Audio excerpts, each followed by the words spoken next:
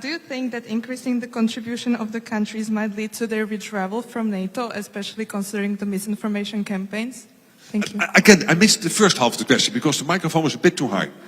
If you think that increasing the contribution of the countries might lead to their withdrawal from NATO?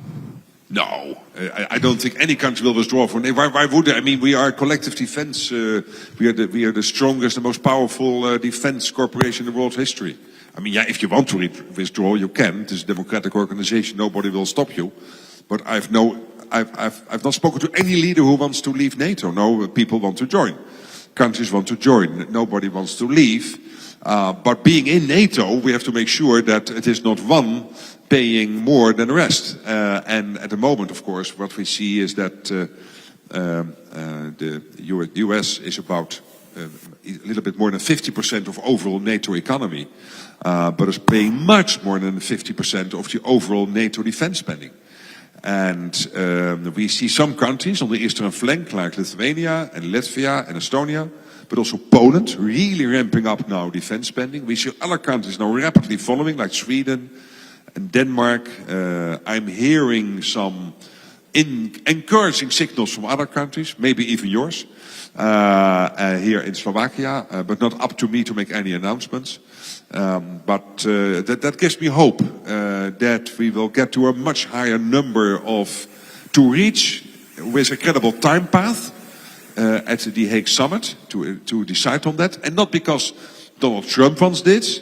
Yes, also because he is right that America should have a fair deal, but because we want to protect ourselves. And we know, as I said in my short introductory remarks, we cannot defend ourselves going forward given the rapid ramp-up of defense spending and production in Russia. So we have to do it.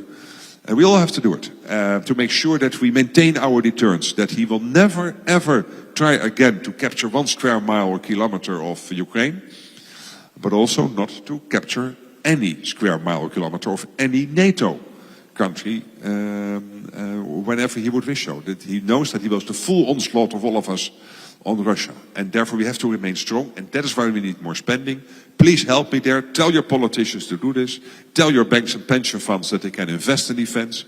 I really need you as ambassadors here. That's why I'm here. I mean, you thought I was here for you. No, you are here for me. You are from now on my ambassadors to make this happen. And thank you for that. I appreciate it. Yeah. Well, thank you very much for joining us here. Thank everybody for coming. I'm really thankful that you provided a sense of reassurance to many people. I know that... And urgency, I hope.